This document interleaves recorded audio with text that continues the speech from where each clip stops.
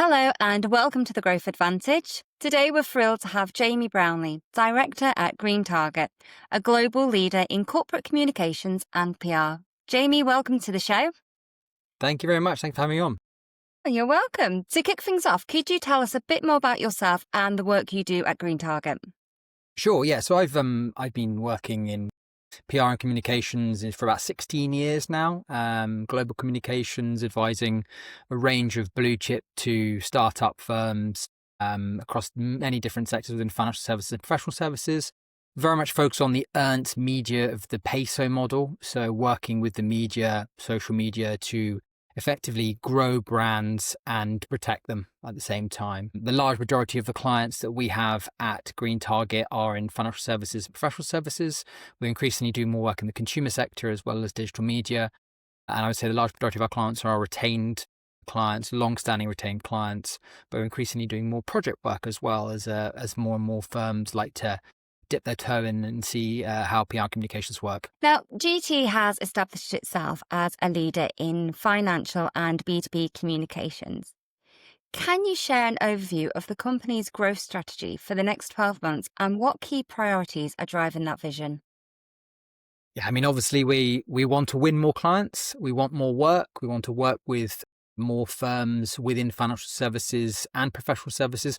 Clearly, those are two big umbrella terms. So there are many subsectors and subsectors. So we want to really work and try and uncover those sectors, uncover those clients that might want to grow and potentially don't know how they can via PR and communications. So it's really important down to us to make sure that our marketing is tactical, it's clever, it's strategic, and as well as using our new digital media offering as well to really get that message across of what we can do and how we operate as a boutique agency and perhaps how we differ to larger, more established firms and how we're different and how we can offer often a more client-centric approach. And I think more importantly as well is just to grow the different areas within Greentarget. So whether that be our consumer department or whether that be our digital media offering.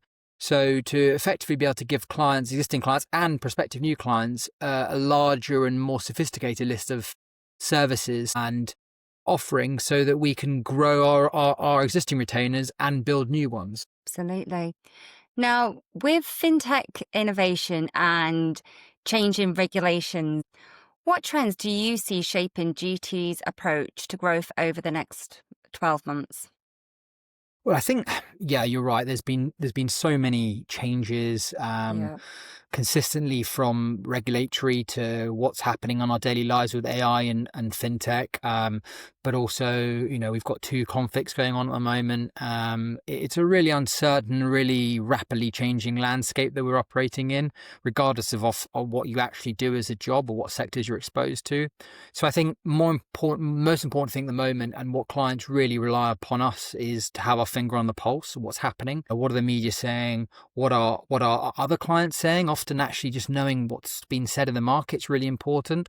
So we have to know what's going on. We have to almost mirror how journalists work for our clients. So reporting and listening and being able to cleverly and appropriately get across the right information to clients so that they themselves feel well educated and well, what's happening, because you can't craft anything, you can't communicate, you can't be strategic in the way that you're going to grow a brand unless you really know what's happening in the market.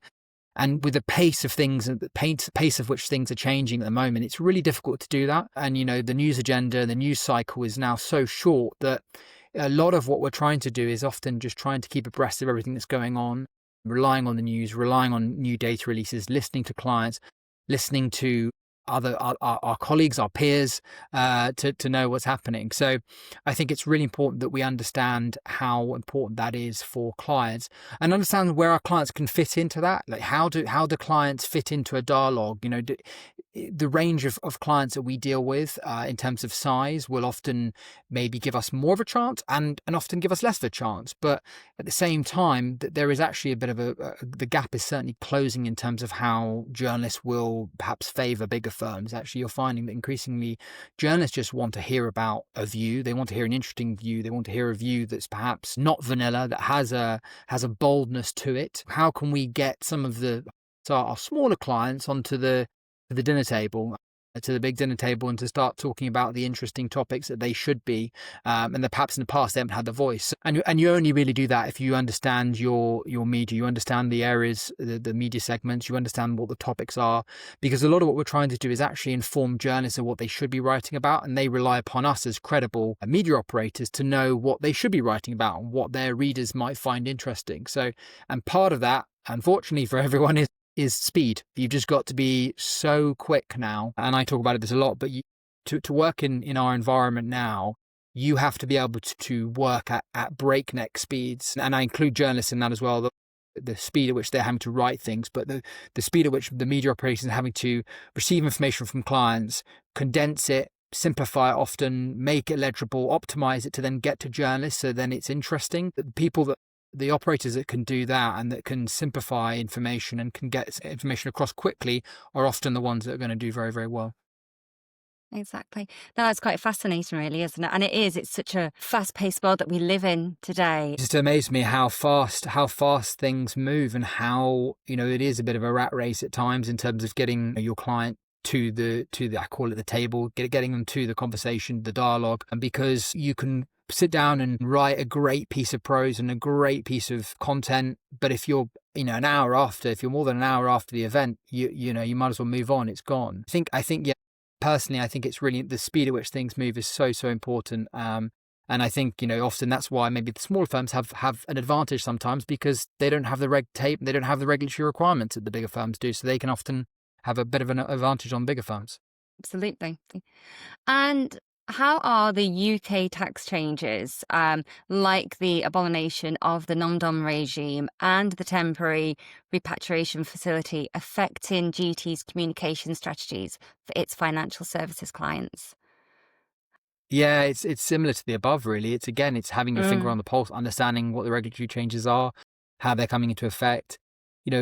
Media and I guess, readers ultimately, which is the ones that we're trying to communicate with, and potential clients and prospective clients and existing clients, they want to know what's happening, but not necessarily what's happening, but what the effect is. That's the most important thing. What does it mean for them or for their industry if they're working with high net worths? I think the high net worth migration piece is quite intriguing. I mean, this is obviously the high net worth demographic is obviously very, very financially fluid. So they move money around the world constantly. So there was a lot of media reporting about this mass exodus of wealth from the UK and high net worths moving all their money and selling up and leaving. But I think it's got to be taken with a slight pinch of salt. Firstly, is that data actually necessarily true? And secondly, wealthy people moving, significantly wealthy people moving money around the world is nothing new. And it's not a case of moving and never coming back. It's moving for a time period, moving some capital maybe, and then coming straight back again when it's cheaper and when there's an opportunity there to really benefit. So I think everything has to be taken with a slight pinch of salt. But I think there are opportunities though there when it comes to communications to make sure you're piercing through the news and to really give that level of content that provides the impact rather than what's actually happening. What does it actually mean for the sector? What are the things that people can do to maybe kind of counteract this wealth migration that we're probably seeing? And it's got to be sage educational and informative content. It's got to be content that people can understand and people can kind of digest and go, oh, that's really interesting. Actually, that does affect me. And what's the name of this firm that's put this content? Okay, that's someone I'm going to try and remember. I might even look them up, particularly if you're thinking about wealth management, for example. If you're looking for some wealth management services and you're seeing that a wealth manager is producing great content, it's got great spokespeople, people that can really understand what's going on, provide you with what could happen. I think it's really important. I think clients in the past, some bigger clients, rightfully so, are afraid of maybe crossing that line into more political content or to more politically sensitive content. And, that can, in this day and age, actually, unfortunately, readers do want you to kind of cross or dip your toe into that political content and talk about what is it that Rachel Reeves and what is it Chancellor Reeves is doing that is ineffective, or what is it that she's doing well, or what could she do better, and how can she change this? I think clients want and prospective readers want to hear that. They want spokespeople that want to sort of to talk about that and want to kind of raise those points.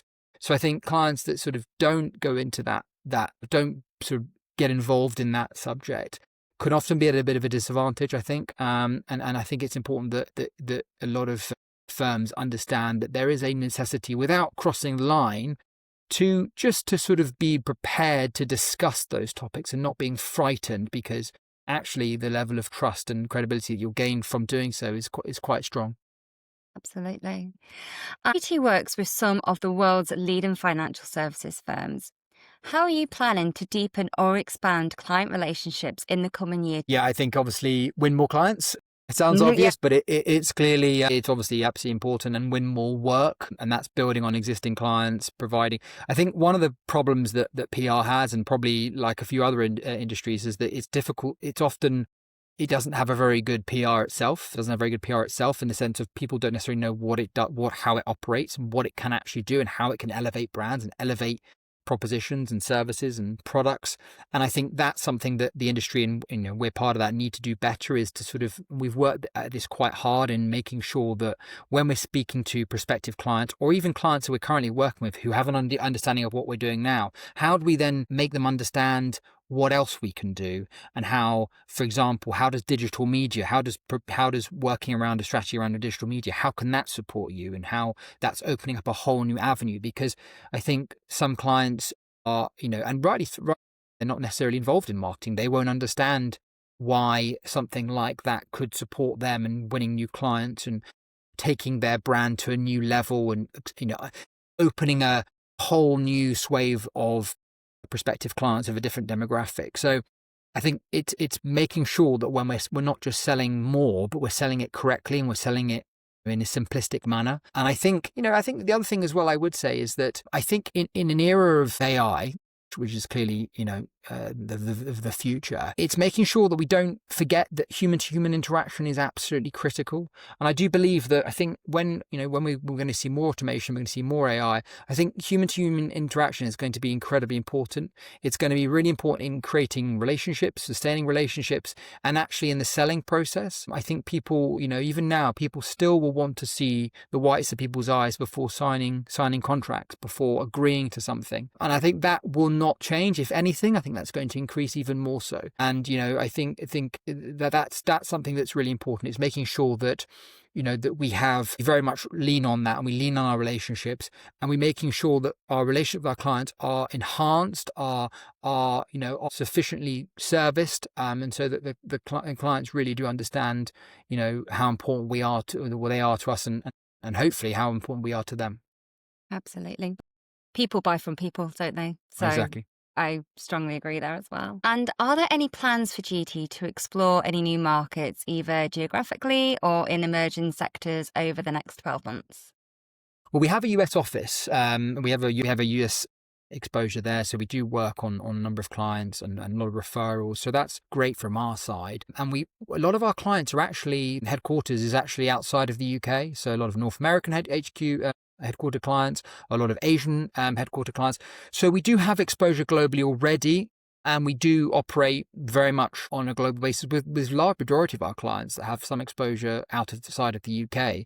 And I think also what we're realizing is that the strength of the UK market from a financial perspective as a hub, I wouldn't necessarily say from an economic perspective at the moment, but as a hub, when it comes to dissemination of information and dissemination of content and news, it's grown. I think we see it more and more, the reliability of, if London, for example, London really is an international news market now. So the quality of the titles, the quality of the media outlets, is very much internationally renowned now. So a lot of our clients, they, for example, might want to promote their surfing, or might want to enter a new market in Central Europe. You can do a lot of that from London. Clearly, if you want the highest gold-plated service, then we would always recommend boots on the ground in those regions. But if you've got some cost restrictions and you want to do it in an effective manner, London is a great hub to do that. So we do really believe in that. We do have clients who want to and have the budgets to do so, and we would always recommend, if you have the budget to do it, absolutely. It's always great to have an agency on the ground. We've got a great network across the world. But I think that's definitely something that we're seeing is from a global perspective, that you can really feel that London is importance in that globalization piece is really, really important. But also I mentioned before, but I think digital, I really think in an age of AI, understanding how you can support clients through AI, how you can utilize the digital offering that you can use our digital strategies to actually promote a brand, how you can utilize social media, and I think it's not necessarily just from a proactive strategy perspective, but actually also just for having an agency that can give you the lowdown in simplistic form of what is happening in AI and what is happening from a digital perspective, to really understand that, okay, this is where we sit and this is how it's going to affect our business. We're finding that's incredibly important. We have regular calls with our head of digital here with our clients, and they find that invaluable because it just gives them an update. Because seeing how much information comes out about AI every day, it's very hard to digest it and to really kind of know what's going on. So it's invaluable to have somebody who can give you the lowdown, I think. Definitely. And staying on the topic of AI and digital tools reshaping communications, as you just mentioned there, Jamie, how is GT integrating these technologies to enhance client outcomes and fuel its own growth? Yeah, I mean, we were incorrectly initially quite hesitant, or maybe not incorrectly, maybe that was kind of the reaction from most people, but looking back, it was probably we were a little bit too defensive about it, and we almost sort of looked to not ban it, but we looked to sort of we were very, very against any of our team using it, and we felt that it was kind of cheating. To be honest, it felt like you were cheating, and then you realize more and more that it's not at all like that. Clearly, we never use it for origination, so nothing is ever written from AI, nothing is ever devised from it. But AI is such a great co-pilot in the sense of, you can just check things, you can ask it to do some background research, you can ask it. We find it so useful for searching and for telling us, events that we didn't know about, or telling us what, it's just fantastic in that sense, because it's another layer into what we're doing. Never rely on it fully, but it's an extra person that can, an extra, tool that we can use to give us that extra support. I think we are a long way away still from exactly how it's going to work for us and others. But I do think it definitely, and without doubt, going to take away the mundane, the reporting aspect of our job and a lot of jobs. And actually what it means is great. It means that clients are going to pay for the strategic and for the more tactical work that we do. And the mundane will effectively, the cost of that will extinguish, because effectively AI is going to do that for you, and I don't think that's going to take a lot less time. So clients are going to get a lot more bang for their buck. So it does, and it's going to mean that we don't have to. We can actually do the interesting stuff 9 times out of 10, rather than having to provide an awful lot of time towards perhaps the more mundane reporting. And I think in this day, and the other thing is that, from an AI perspective, from what I do, which is incredibly exciting, is this whole SEO versus GEO debate. And so effectively, that when it comes to searching now, that AI is going to place more credibility and more authority on earned media sources. So that's, for example, a source which is written by a journalist, an editorial source, rather than an advertorial source. And I think actually that's probably a little bit more reflective of how people read their news and read their content. If you see an advertisements feature, is there as much focus placed on that versus a really good quality editorial feature? I would say no. I would say editorial feature always trumps. So if you've got a system which is the future and it's going to overtake Google, if not already is, which is actually relying upon credible and editorial sources, that's what we do, and that's how we get clients. From our side, it's going to place a lot of importance on what we're doing, more so than maybe advertising or bought media, paid for media in the marketing mix. So I'm incredibly excited for that in the future, and because you always worry about what the future holds for your industry, and I think that's a very exciting development in what I do. Absolutely. No, I do. And I think it's a great tool. Like you say, it's a resource, and it's a good one to use. Definitely. So growth often hinges on having the right team. What steps is GT taking to attract, retain, and develop talent to support its goals over the next year? We never hire from the same pool. So we never want to hire the same type of people. We always want to hire people from diverse, different backgrounds, study different things, didn't go to university, did go to university, you name it. We really want to make sure that the team that's coming in is as diverse as possible. And, to the same point, yes, it's great that you've gone to university, done a communications degree, but if I'm honest, I prefer just somebody who's done a degree, something they really, really liked, done it well, obviously, good university. That from an entry level, obviously, this is from an entry level perspective. I just think that's really important in terms of creating a team is thinking differently and also is reflective of clients, making sure that, we have a level of diversity in our team of background so that people can think differently and can approach different subjects differently and can just make sure that we're thinking in a diverse manner. That's really, really important for us. And I think the other thing is, one thing that we do better than most is we give juniors a level of authority and responsibility that often is not similar to other level to in other agencies at that same level. The level of responsibility and authority that our team get at an early level is probably advanced, and some do find it difficult. But I'm a big believer in empowerment. I think if you empower people early and you teach them and you hold their hand, but at a distance, it's remarkable how much faster people grow and realize that they can do things.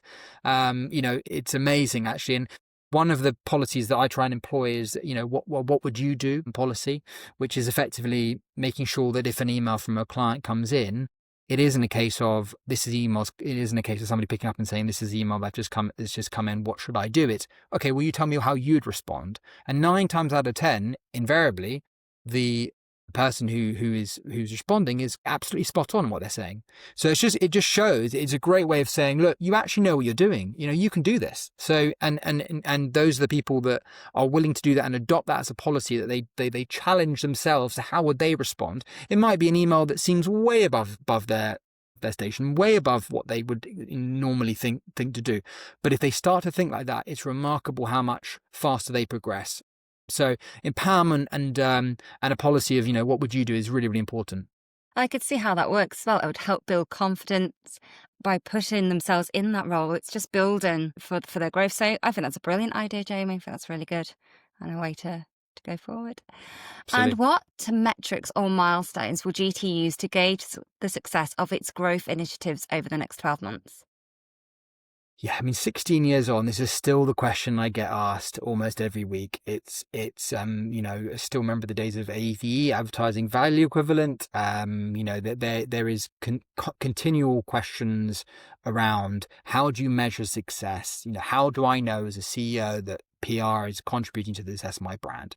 Now, it's very easy when you're generating more revenue and you're generating more clients, particularly if clients are saying, I read something about you in the news, which they do, and that's the holy grail. And we hear that, and clients say, when client says we've just won a new client because they read something about us in a trade magazine or a national, that is music to our ears. And often that is, if those are multi-million pound deals, then, PR seems like the best return on investment, you could possibly imagine.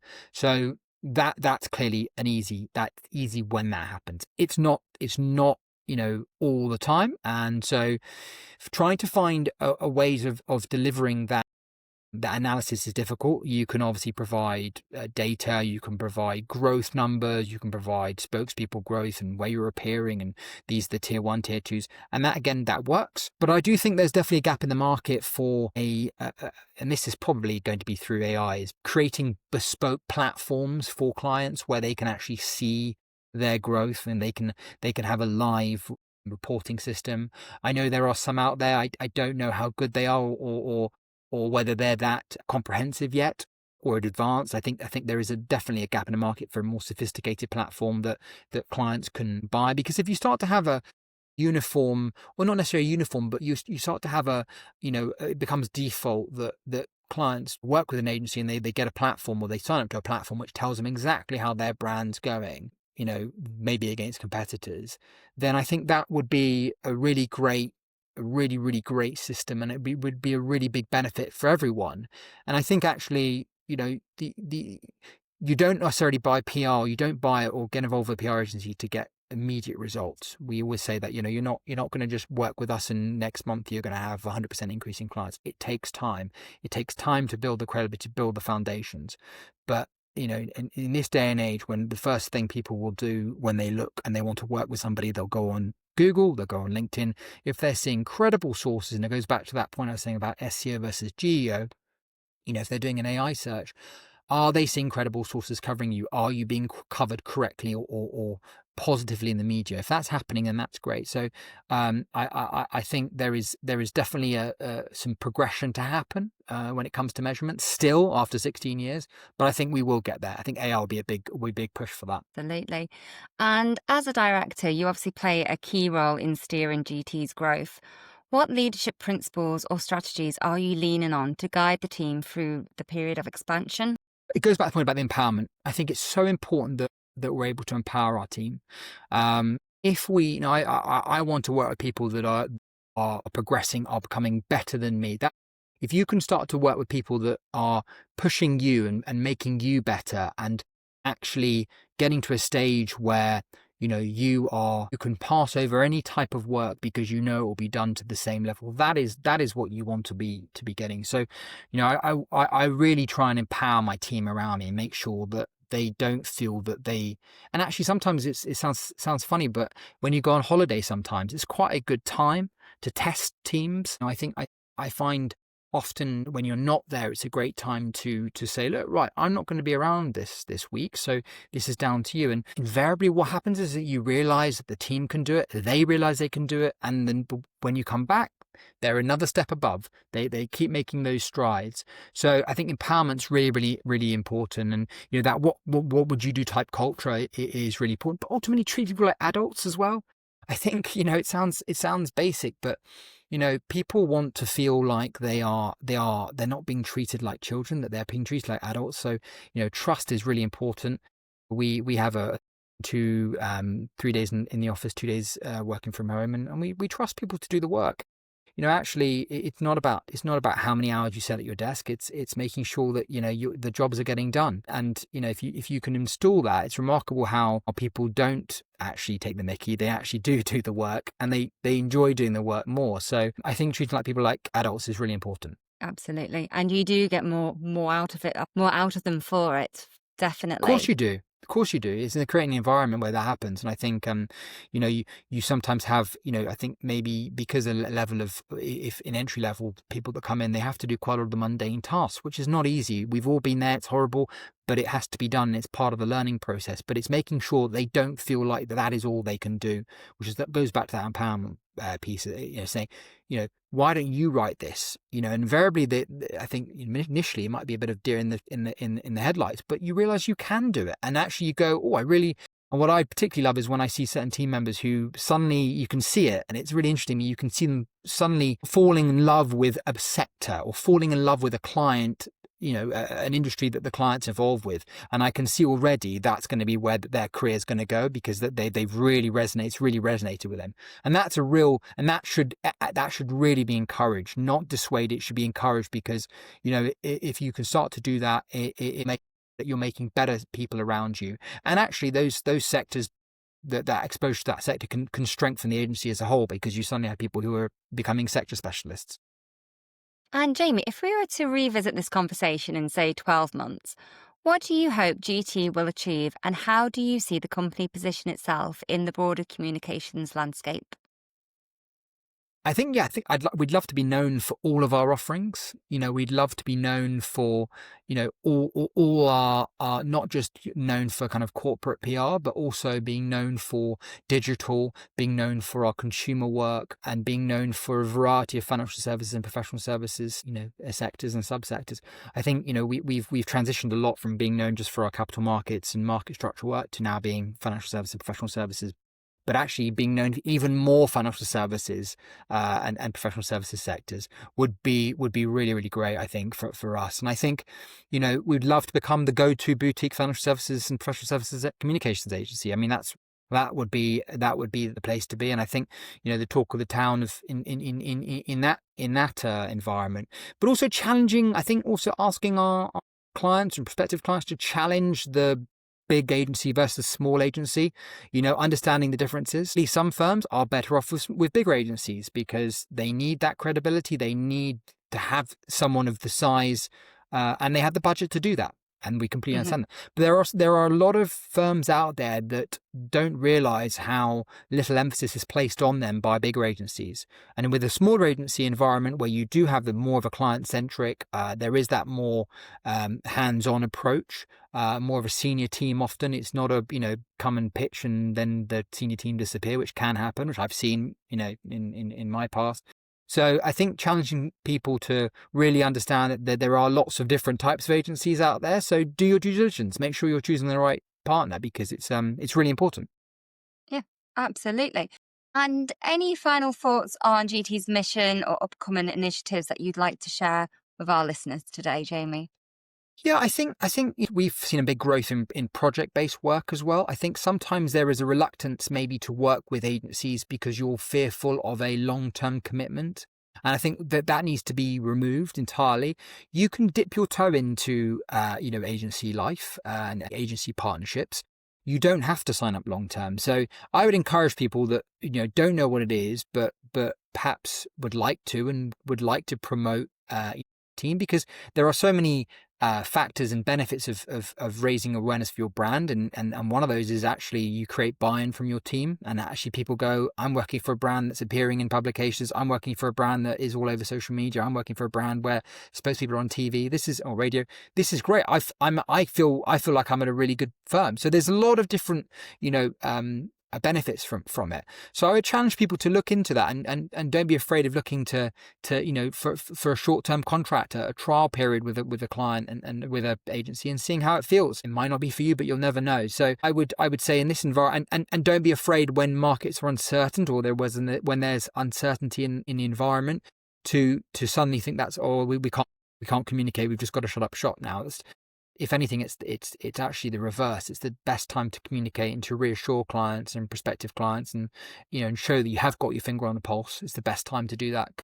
And prospective clients will remember that in the future. You were there for them. You understood when times were tough. So, yeah, that's what I would encourage people to do. Well, Jamie, we wish you all the best for the future of Greentarget. I hope it all goes really well. It sounds like you've got an amazing business there. And thank you so much for sharing all of your insights with us today. No problem at all. Thanks for having me on.